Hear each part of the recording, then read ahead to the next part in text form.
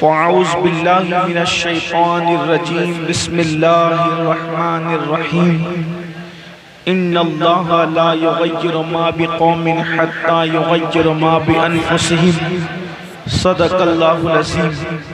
غوث اعظم بمن بے سر و ساما مدد قبلہ دین مدد کعبہ ایمان مدد بگرداب بلا افتاد کشتی مدد کن یا معین الدین چشتی۔ جیسے میں پڑھاؤں بلند آواز سے میرے ساتھ پڑھیں، الصلاۃ والسلام علیک یا رسول اللہ، الصلاۃ والسلام علیک یا نبی اللہ، الصلاۃ والسلام علیک یا حبیب اللہ،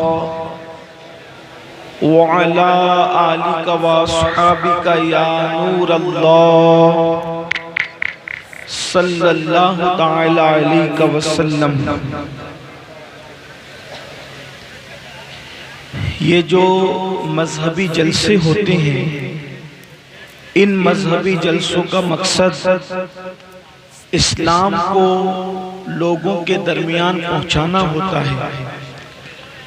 آپ لوگ جو کچھ کر رہے ہیں یا جو کرتے ہیں، ہم آپ کی محبتوں کا، عقیدتوں کا احترام کرتے ہیں، لیکن آپ ٹھنڈے دل سے صرف سوچیں کہ اسٹیج پر اور اسٹیج کے نیچے جو کچھ ہو رہا تھا، اگر کوئی غیر مسلم اس منظر کو دیکھے گا تو وہ اسلام سے محبت کرنے والا بنے گا یا اسلام سے نفرت کرنے والا بنے گا۔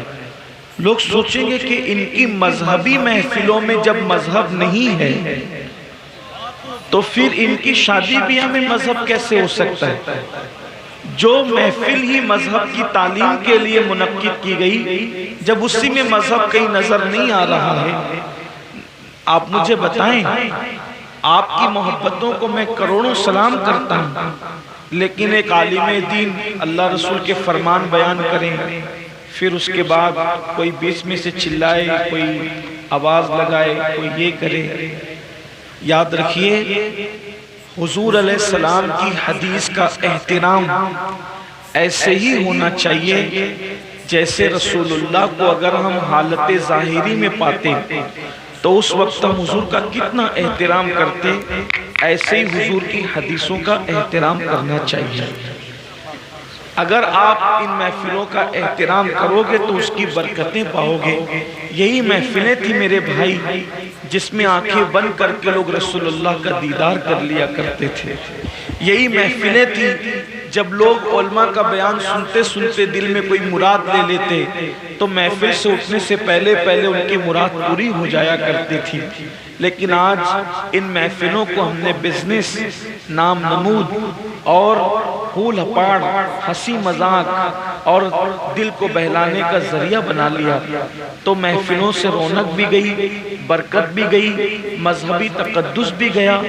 آپ سے میں کوئی ناراض نہیں ہوں، لوگ میرے کپڑے پھاڑ دیتے ہیں، میرا امامہ ٹوپی چھین لے جاتے ہیں، میں اس پہ بھی ناراض نہیں ہوتا۔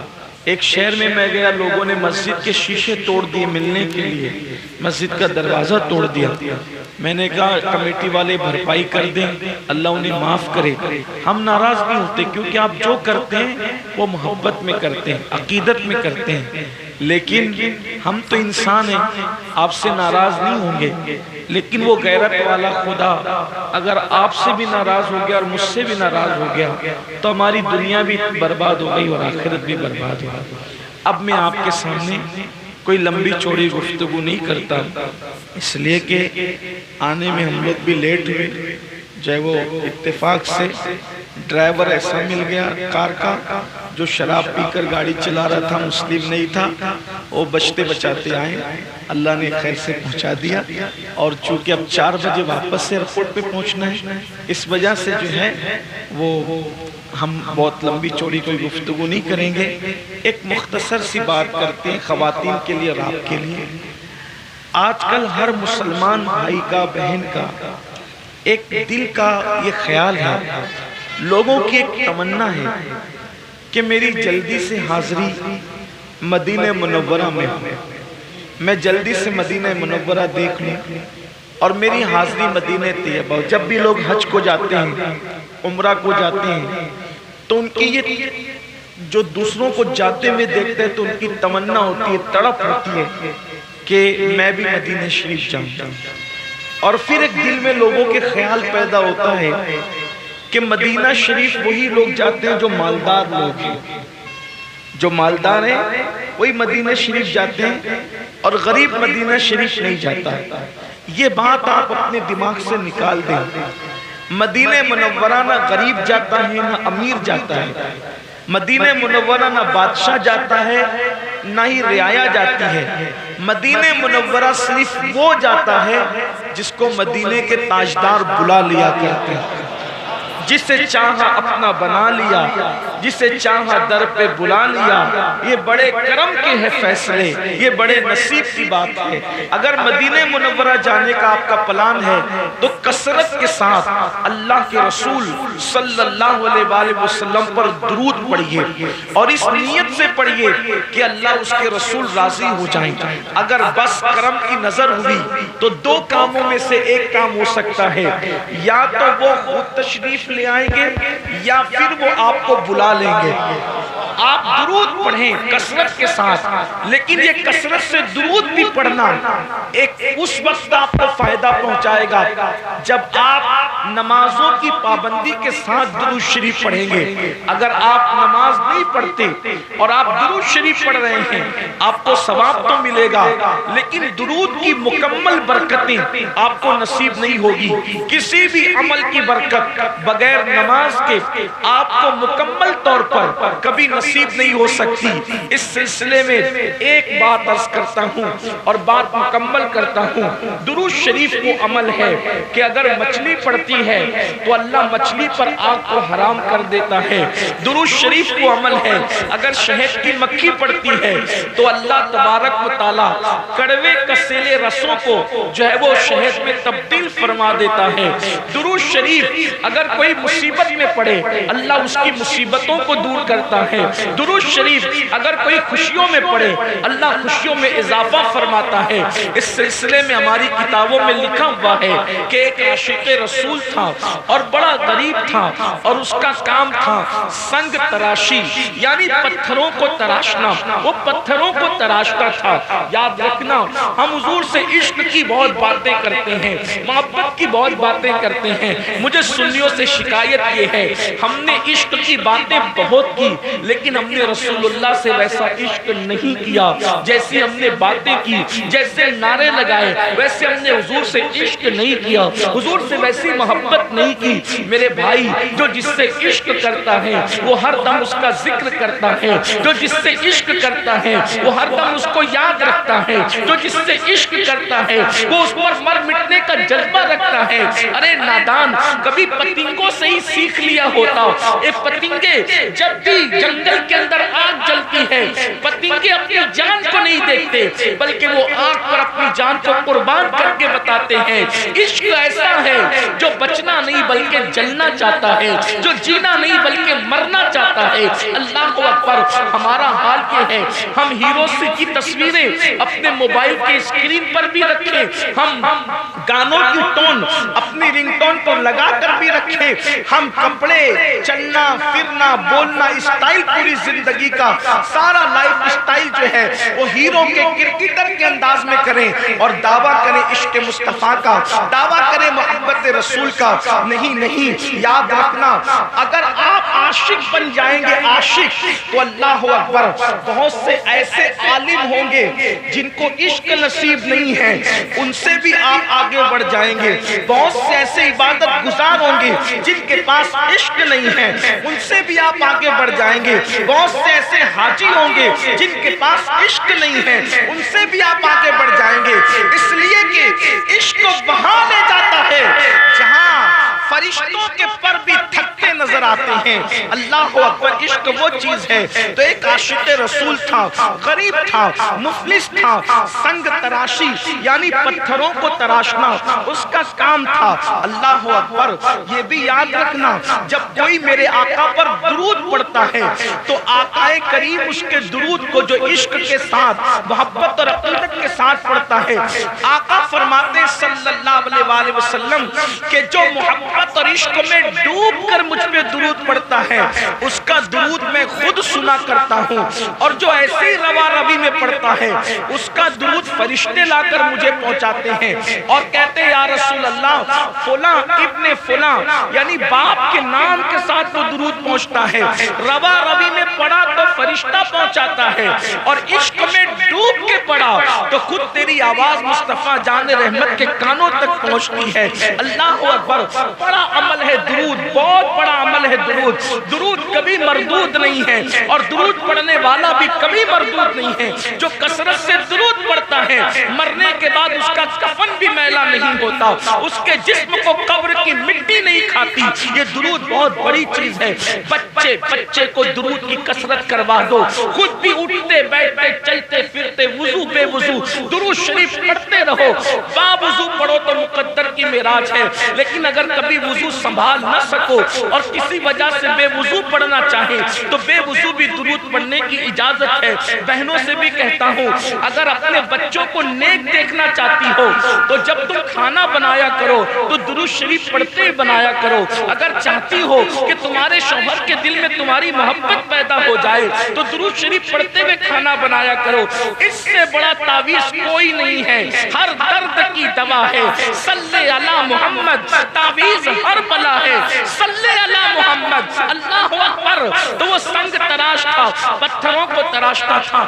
درود شریف کی ایک مقبول کتاب ہے، مقبول ترین کتاب جس کو دلائل الخیرات شریف کہتے ہیں، وہ اس کے 7 باب ہیں، اس کے 7 چیپٹر ہیں، اور اس نے اس سنگ تراش نے، اس پتھر تراش نے، پتھروں کو تراشنے والے اس بندے نے پوری دلائل الخیرات شریف کو حفظ کر رکھی تھی، زبانی یاد کر رکھی تھی، اور جب بھی وہ پتھر تراشنے کا کام شروع کرتا تو پہلے دلائل الخیرات کا ایک چیپٹر، ایک سبق، ایک باب وہ پڑھ لیا کرتا، یعنی پہلے درود پڑھتا بعد میں کام کرتا، پہلے درود پڑھتا بعد میں کام کرتا، اور ہر دن اس کی تمنا رہتی کبھی تو بلاوا آئے گا، کبھی تو آقا طلب فرمائیں گے، کبھی تو آقا بلائیں گے۔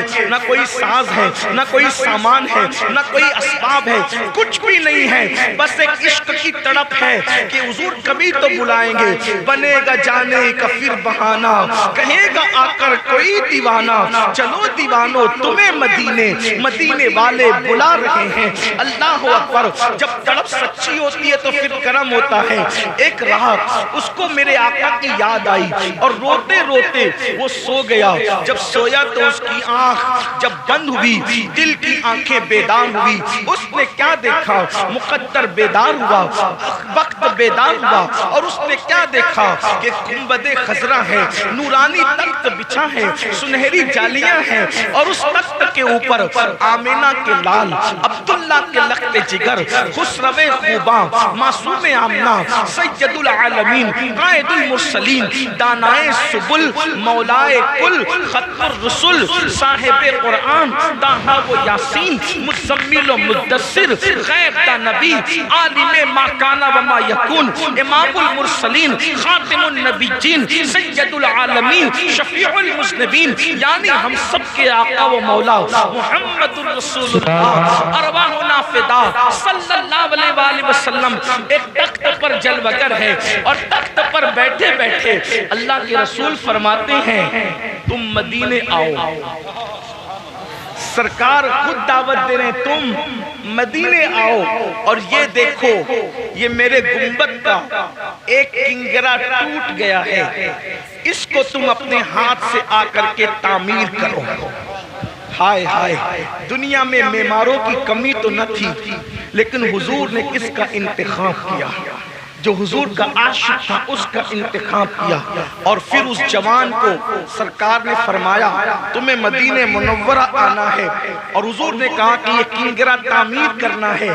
جیسے ہی اس کی آنکھ کھلی تو پورا گھر خوشبو سے معطر تھا، پورا گھر خوشبو سے مہک رہا تھا، سبحان اللہ سبحان اللہ، گڑگڑا رہا تھا، رو رہا تھا۔ حضور نے بلایا ہے، نہ پیسے ہے، نہ مال ہے، نہ ساز ہے، نہ سامان ہے، نہ اسباب ہے، کچھ بھی نہیں۔ آقا نے کہا کہ تمہیں آنا ہے، اور وہ بندہ عاشق سچا ہوتا ہے، یقین اس کا مضبوط ہوتا ہے۔ اس نے کیا کیا؟ تعمیر کا سامان تھیلی میں ڈالا، کپڑے بھرے، تھیلا کندھے پہ ڈالا، اور جہاں سے ساحل سے جہاز جدہ کی طرف روانہ ہوتے تھے اس ساحل پر گیا۔ کوئی پیسہ نہیں، کوئی مال نہیں۔ لوگ اس کو کہانی قصہ کہہ کر ہنس کے اڑا دے تو الگ بات ہے، لیکن یہ تاریخ ہے، سچائی ہے۔ جب وہ ساحل سمندر پہ پہنچا تو دیکھا ایک بہت بڑا جہاز جدہ کے لیے جانے والا ہے، اور ملاح کیپٹن جو ہے، اللہ اکبر، کپتان پوری کوشش کر رہا ہے جہاز کو آگے بڑھانے کی، لیکن جہاز آگے بڑھتا نہیں، جہاز آگے نہیں بڑھتا۔ کپتان نے کہا ہو سکتا ہے اس میں اللہ رسول کی کوئی خاص مرضی ہو۔ جب کپتان نے ادھر ادھر نظر گھمائی تو دیکھا کہ بکھرے ہوئے بال، پھٹے پرانے کپڑے، چہرے کا اڑا اڑا رنگ اور آنکھوں میں آنسو، ایک دیوانہ ساحل پر ادھر ادھر چلتا نظر آ رہا ہے۔ اس کو آواز دی، کہاں کا ارادہ ہے؟ کہا مدینے جانا ہے۔ ٹکٹ کچھ نہیں، حضور نے بلایا جانا ہے، آؤ بیٹھو۔ جیسے کشتی میں بٹھایا، کشتی چل پڑی۔ اب سب کا کوئی نہ کوئی معلم تھا، سب کا کوئی نہ کوئی میزبان تھا۔ اب یہ بندہ سوچ رہا ہے میں جدہ اتروں گا تو جاؤں گا کہاں، کیونکہ سب کو تو معلم لے جائے گا، کیونکہ سب نے پہلے سے سب سیٹ کر رکھا ہے، منصوبہ بنا رکھا ہے، لیکن میں تو اچانک آیا، مجھے کون لے جائے گا؟ لیکن جب جدہ کے ساحل پر یہ اترا تو اس کی حیرت کی انتہا نہ رہی۔ کسی کو معلم لینے آئے تھے، کسی کو رشتہ دار لینے آئے تھے، لیکن اس کو مدینے کا گورنر لینے کے لیے آیا تھا۔ تم فلاں؟ ہاں میں فلاں، لیکن تم کون؟ میں مدینہ منورہ کا گورنر ہوں اور تمہیں لینے آیا۔ تم کیوں لینے آئے؟ تمہیں کیسے پتا چلا کہ میں مدینے جانے والا ہوں؟ تو کہا رات خواب میں مصطفیٰ جان رحمت کا دیدار ہوا اور فرمایا کیا تم مجھے اپنا مہمان بنانا چاہتا ہے؟ کیا تم میری میزبانی کرنا چاہتا ہے؟ جی یا رسول اللہ، میں تو آپ کے صدیوں بعد پیدا ہوا آقا، لیکن میں آپ کی ضرور مہمانی کرنا چاہتا ہوں۔ فرمایا ہند سے میرا ایک عاشق آ رہا ہے، اگر تو اس کی خدمت کرے گا تو گویا کہ تو نے میری خدمت کر لی، اس لیے میں تمہیں لینے کے لیے آیا ہوں۔ اللہ اکبر۔ پھر جدہ سے یہ قافلہ مدینہ منورہ پہنچا۔ اس عاشق نے کہا، لوگوں نے، کسی نے کہا کھانا کھا لو، کسی نے کہا کپڑے بدل لو، کسی نے کہا یہ کر لو، کسی نے کہا وہ کر لو۔ اس نے کہا میں نے کچھ نہیں کرنا، میں تو جس کام سے آیا ہوں وہی کام کرنا ہے۔ اور عاشق غسل کر کے جب آقا کی جالیوں کے سامنے گیا تو عرض کیا یا رسول اللہ، پہلے تو آپ پر سلام ہو، اور دوسرا یہ سرکار سب آتے ہیں، اہتمام سے آتے ہیں اور پیسے خرچ کر کے آتے ہیں، انتظامات سے آتے ہیں، لیکن یا رسول اللہ میں تو خالص آپ کے بلاوے پر آیا ہوں، اور آنے والا کوئی نہ کوئی مراد لے کر آتا ہے، میری مراد بس اتنی ہے، گر پڑ کے یہاں پہنچا، مر مر کے تمہیں پایا، چھوٹے نہ یا رسول اللہ سنگے درے جانانا۔ آقا جب بلایا ہے اب کبھی واپس مت بھیجنا، بس اتنا منہ ہی منہ میں کہا۔ ان کا در تو وہ در ہے کہ میرے کریم سے گر قطرہ کسی نے مانگا، دریا بہا دیے ہیں، در بے بہا دیے ہیں، کون دیتا ہے؟ دینے کو منہ چاہیے، دینے والا ہے سچا ہمارا نبی قربان۔ میں ان کی بخشش کے مقصد بھی زباں پر آیا نہیں، قربان میں ان کی بخشش کے مقصد بھی زباں پر آیا نہیں، بن مانگے دیا اور اتنا دیا، دامن میں ہمارے سمایا نہیں۔ اللہ اکبر، میرے آقا سے انہوں نے عرض کی آقا بلایا ہے لیکن اب یہاں سے واپس مت بھیجنا، یہی رہنے کے لیے آیا ہوں۔ اور پھر گورنر مدینہ سے کہا کنگرہ تعمیر کرنے کے لیے بلایا ہے، میں اب اوپر جا سکتا ہوں؟ اور کمر میں رسی باندھی گئی، وہ اوپر چڑھ کر کے گئے، کنگرہ تعمیر کیا۔ تعمیر کرنے کے بعد لوگ باتیں کر رہے تھے، اس عاشق کو حضور نے بلایا ہے، جب یہ نیچے آئے گا ہم اپنے گھر لے جائیں گے، دعائیں کروائیں گے، یہ کریں گے، وہ کریں گے، وہ کریں گے۔ لیکن وہ کنگرہ تعمیر کر کے گنبد سے چمٹ گیا اور زار زار رونے لگا، اور تھوڑی دیر میں اس کی گردن ڈھلک گئی۔ لوگوں نے کہا نیچے آؤ بھائی، کام ہو گیا، نیچے آؤ، نیچے آؤ، ہو گیا کام، نیچے آؤ۔ لیکن وہ سنتا کس کی؟ مدینے کے گورنر نے جب اوپر کسی کو چڑھایا بلا کر کے لاؤ تو کیا دیکھا کہ گنبد خضرا پر وہ اپنی جان کو قربان کر چکا تھا۔ جب تیری یاد میں دنیا سے گیا ہے کوئی، جب تیری یاد میں دنیا سے گیا ہے کوئی، جان لینے کو دلہن بن کے قضا آتی ہے۔ میرے آقا علیہ السلام کے دیوانوں، یہ تھے عاشق لوگ جنہوں نے غربت میں بھی سچا عشق کیا، یہ تھے عاشق لوگ جنہوں نے بھکمری میں بھی سچا عشق کیا، یہ تھے سچے عاشق لوگ جنہوں نے فاقہ کشی میں بھی سچا عشق کیا۔ لیکن آج ہم لوگ، اللہ نے ہمیں اور آپ کو مال دیا، 3 ٹائم کا کھانا دیا، اللہ نے تن بھر کے کپڑا دیا، مکان دیا، سب دیا، لیکن افسوس سب کچھ حضور کے صدقے میں ملا اور حضور ہی سے ہم بغاوت کرنے لگ گئے، حضور ہی کو بھول گئے، ہم حضور کو فراموش کر گئے۔ جو رسول پوری زندگی ہمیں یاد کرتے رہے، اس رسول کو ہم نے بھلا دیا، گانوں میں بھلا دیا، غزلوں میں بھلا دیا، گناہوں میں بھلا دیا۔ آج اگر کوئی مسلمان جوان زنا کے اڈے پر ہے تو وہ کسی کو کا دل دکھائے نہ دکھائے، وہ اپنے نبی کا دل دکھا رہا ہے۔ اگر آج مسلمان شراب پی رہا ہے، وہ کسی کو تکلیف پہنچائے نہ پہنچائے، وہ رسول اللہ کے دل پہ نشتر لگا رہا ہے۔ اگر کوئی مسلمان داڑھی منڈا کر گٹر میں پھینکوا رہا ہے تو وہ کسی کا دل دکھائے نہ دکھائے، وہ اپنے نبی کا دل دکھا رہا ہے۔ آج لوگ کہتے ہیں مولانا مسلمانوں کے حالات خراب کیوں ہو گئے؟ میں کہتا ہوں اگر مسلمانوں نے اپنے نبی کا دل نہ دکھایا ہوتا تو مسلمانوں کو یہ حالات نہ دیکھنے پڑتے۔ اور آج بھی میں اپنے جوانوں سے کہتا ہوں مسلمانوں، آج بھی اپنے نبی سے معافی مانگ لو، اپنے اللہ کی بارگاہ میں توبہ کر لو اور اتنا عہد کر لو کہ میں کبھی اپنے نبی کا دل نہیں دکھاؤں گا۔ یاد رکھنا یہ گناہوں سے رسول اللہ کا دل دکھتا ہے۔ سیدنا فاروق اعظم کہتے ہیں، لوگ کہتے ہیں چھوٹا گناہ، چھوٹا گناہ، چھوٹا گناہ۔ فاروق اعظم کہتے ہیں مجھے تو اتنا سمجھتا ہے کہ گناہ کوئی بھی کرو اس سے رسول اللہ کے دل کو تکلیف پہنچتی ہے۔ اے میری قوم کے جوانوں، اگر تم جوا کھیلتے ہو، اگر تم شراب پیتے ہو، اگر تم ماں باپ کو تکلیف پہنچاتے ہو، اگر تم معاذ اللہ کسی عورت پر بری نظر ڈالتے ہو، اگر تم سود کا دھندا کرتے ہو، اگر معاذ اللہ تم کسی سے فون پر گندی بات کرتے ہو، تم کسی کے ساتھ گندی چیٹنگ کرتے ہو، فیس بک پر بیٹھ کر کے تم کوئی گندگی کرتے ہو، یاد رکھنا آپ کے ابا کو پتہ ہو یا نہ ہو، آپ کی امی کو پتہ ہو یا نہ ہو، آپ کی بیوی کو پتہ ہو یا نہ ہو، آپ کے بھائی بہن کو پتہ ہو یا نہ ہو، لیکن آپ کے نبی کو اس کا پتہ ہوتا ہے، کیونکہ ہم کسی مردہ نبی کا کلمہ نہیں پڑھتے، ہمارا نبی زندہ ہے۔ ارے نبی اگر سلیمان ہو تو وہ چونٹی کی آواز کو 3 میل کے فاصلے سے سن سکتے ہیں۔ جب سلیمان کا سننا اتنا ہے تو جانے سلیمان کا سننے کا عالم کیا ہوگا۔ اس لیے حضور سن بھی رہے ہیں، حضور دیکھ بھی رہے ہیں۔ میرے عزیز، جب نبی ہمارا درود سن سکتے ہیں تو کیا نبی ہمارے گناہوں کو نہیں دیکھ سکتے؟ پھر حضور کا تکلیف نہیں پہنچتی؟ اور قبر میں ایک عام مسلمان کو بھی تکلیف پہنچانا اتنا بڑا گناہ ہے کہ جو کسی مسلمان کی قبر کے قریب سے چپل بجاتے ہوئے گزر جائے تو اس سے مردے کو تکلیف پہنچتی ہے اور اس کے لیے عذاب اور وعید ہے۔ تو جو اپنے گناہوں سے رسول اللہ کو، جو اللہ کی مخلوق میں سب سے بہتر ہو، اگر ان کو تکلیف پہنچائے تو یہ امت عزت کیسے پائے گی، یہ امت وقار کیسے پائے گی، یہ امت شان و شوکت کیسے پائے گی؟ میرے عزیز، آج آپ کہتے ہو نا کہ لوگ ہمیں کاٹ رہے ہیں، ایک ہی بات کہتا ہوں، ایک بات توجہ کرنا، بات مکمل کرتا ہوں، ایک بات، لوگ ہمیں کاٹ رہے ہیں، ہم کٹ رہے ہیں. ٹھیک کیوں کٹ رہے ہیں؟ آسان زبان میں آپ کو بتاتا ہوں.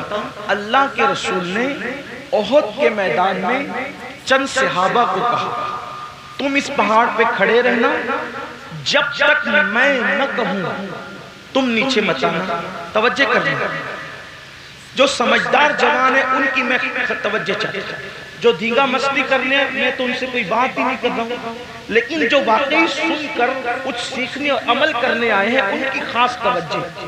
میں کہتا ہوں تقریریں 2 گھنٹے کی 3 گھنٹے کی ہو اپنا معاملہ, لیکن اگر ایک بھی بات آپ کے دماغ میں اتر گئی تو وہ 3 4 5 گھنٹے کی تقریر سے بہتر ایک ہی بات ہے.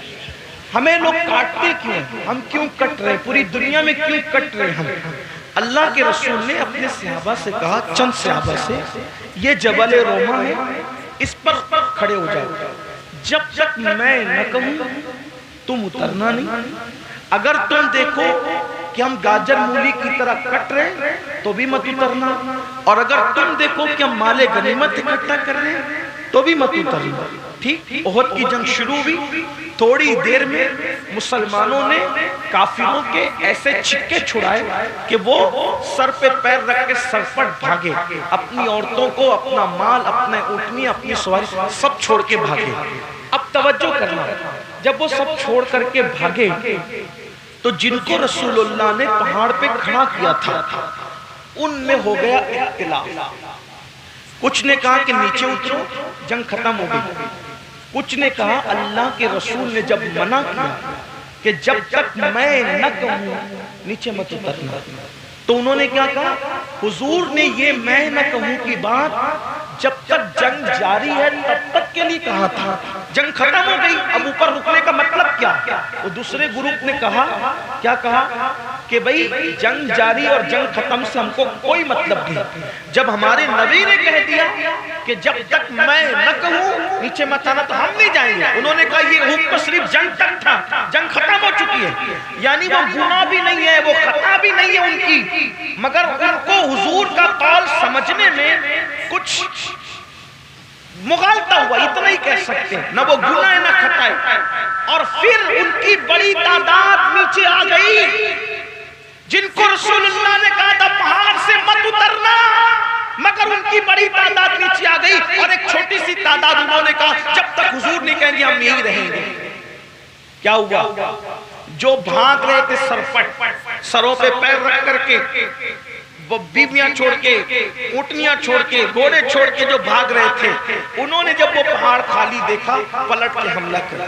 اور جب پلٹ کے حملہ کیا تو احد کے میدان میں 70 مسلمان شہید ہوئے. کتنے مسلمان کٹے؟ 70. امیر حمزہ, مصعب بن عمیر, عبداللہ ابن جہش, حضرت شماس, حضرت حنظلہ, حضرت اسود. کتنے؟ 70 صحابہ. اور ان میں سے کسی کا کلیجہ نکال کے چبایا گیا, کسی کے کان کاٹے گئے, کسی کی ناک کاٹی گئی. آپ مجھے بتائیں اگر 15-20 صحابہ صرف رسول اللہ کے فرمان کو سمجھنے میں مغالطہ ہو جائے, بہت احتیاط سے بات کر رہا ہوں, میرے مسلک کی رعایت کرتے ہیں کیونکہ میرا پورا مسلک مسلک ادب ہے, اور میرے نبی کے ہر صحابی کا احترام ہم پہ فرض ہے, اس لیے توجہ کرنا. 15-20 اصحاب رسول فرمان رسالت کے سمجھنے میں اگر کچھ ذہن میں عجیب سا معاملہ ہو جائے اور حضور نے کہا مت اترنا اور وہ اتر جائیں, تو کتنے لوگ کٹتے ہیں, کتنے لوگوں کا خون بہتا ہے, کتنی فیملیاں اجڑتی ہیں, کتنے گھروں کے بچے یتیم ہوتے ہیں؟ 70. اگر ایک فرمان پر 15-20 لوگ عمل نہ کرے تو 70 گردنیں کٹتی ہیں, اور جہاں پر پوری امت نافرمان ہو جائے, پوری امت, اور وہاں تو فرمان کو سمجھنے میں مغالطہ ہو رہا تھا, نافرمانی نہیں تھی, خطا نہیں تھی, حضور کے ساتھ جفا نہیں تھی. یہاں تو رسول اللہ نے جن باتوں کو کھول کھول کر کے بیان کیا کہ یہ مت کرنا, یہ مت کرنا, یہ مت کرنا, کروڑوں لوگ وہی سب کچھ کر رہے ہیں, تو کیا کٹو گے نہیں, مرو گے نہیں؟ اس امت پر کبھی بھی زوال نہ آتا اگر یہ امت رسول اللہ کے ساتھ وفا کرتی۔ ہم نے جرائم کیے، بتاؤ کس مسلمان کو پتہ نہیں زنا کرنا حرام ہے؟ اتنے بھولے ہو گئے مسلمان؟ کس مسلمان کو پتہ نہیں کیا گناہ ہے کیا نیکی ہے؟ سب کو پتہ ہے، آسان زبان میں گناہ بچے کو بھی پتہ ہے کہ گناہ ہے، اسی لیے لوگ گناہوں کو چھپ کے کرتے ہیں اور نیکیوں کو علل اعلان کرتے ہیں۔ یہ چھپ کے کرنا ہی بتا رہا ہے کہ تمہیں پتہ ہے کہ یہ گناہ ہے۔ سب کو پتہ ہے، بچے کو پتہ ہے کہ گناہ کیا ہے اور نیکی کیا ہے۔ اب بتاؤ، اب بھی مسلمان نہ جاگیں گے؟ لوگ رونا رو رہے ہیں، ایسا کرو ایسا کرو۔ میں کہتا ہوں جو کر رہے ہو تم اپنی مرضی سے کرو۔ فقیر کا کہنا تو اتنا ہے، حضور کو راضی کر لو، حضور کا جو دل دکھایا ان سے معافی مانگ لو، اور یہ یقین دلاؤ اپنے نبی کو کہ یا رسول اللہ اب میرا کوئی قدم ایسا نہیں اٹھے گا کہ جس سے آپ ناراض ہو جائیں۔ اگر آپ نے ایسا کر لیا، دنیا کا کچھ بھی ہو انشاءاللہ آپ کو تکلیف نہیں ہوگی۔ لاک ڈاؤن لگے گا، اللہ تعالیٰ آپ کی روزی آپ کے گھر تک پہنچائے گا۔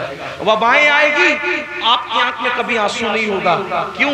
اس لیے کہ ایک بار حضور کو راضی کر کے دیکھو، حضور کو راضی کرنے کا مزہ کیا ہے، حضور کو راضی کرنے کا لطف کیا ہے، حضور کو خوش کرنے پر انعامات کی برسات کیسے ہوتی ہے۔ نادان ہے مسلمانوں کو نہیں پتا، اگر پتھر حضور کو راضی کر لینا، پتھر حضور کے نام پہ نرم ہو جائے نا، پتھر عزت پا جاتا ہے۔ میں پوچھتا ہوں دنیا میں کروڑوں پتھر ہیں، سارے پتھروں کو عزت نہیں ملتی، لیکن وہ پتھر جو رسول اللہ کے قدم کے نیچے نرم ہو کر نقش قدم کو اپنے سینے میں اتار لیتے ہیں، کبھی سر پہ رکھے جاتے ہیں، کبھی آنکھوں میں رکھے جاتے ہیں، کبھی منبر پہ رکھے جاتے ہیں، پتھر رسول اللہ کے قدموں کے نیچے نرم ہو جائے وہ ہمیشہ کی عزت پا جاتے ہیں۔ اگر انسان حضور کے فرمان تلے نرم ہو کر حضور کے فرمان پہ عمل کرنے لگ جائے، زمین کے اوپر بھی عزت ہے، زمین کے اندر بھی عزت ہے۔ اس لیے میرے بھائیوں، میری آپ سے درد دل کے طور پہ یہی گزارش ہے، نیک بنو، گناہوں کو چھوڑو۔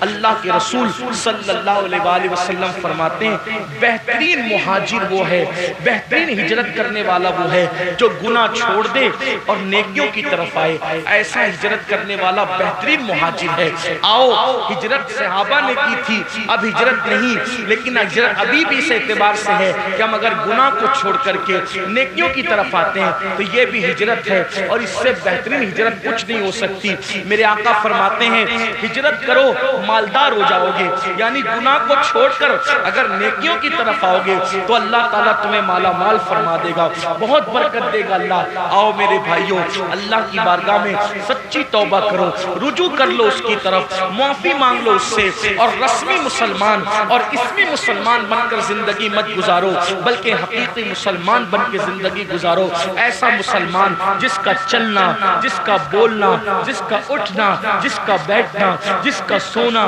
جس کا جاگنا، یہ سارے اعمال سے لوگ دور سے دیکھ کر کہیں کہ جب 1450 سال کے بعد مسلمان ایسا ہے تو جو اسلام لایا وہ پیغمبر اسلام کی شان کا عالم کیا ہوگا، ان کے کردار کا عالم کیا ہوگا، ان کے اخلاق کا عالم کیا ہوگا۔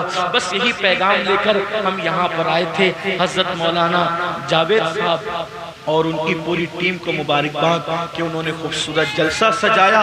اللہ تعالیٰ اس محفل کو اپنی بارگاہ میں قبول فرمائے، اور آپ سب کی محبتوں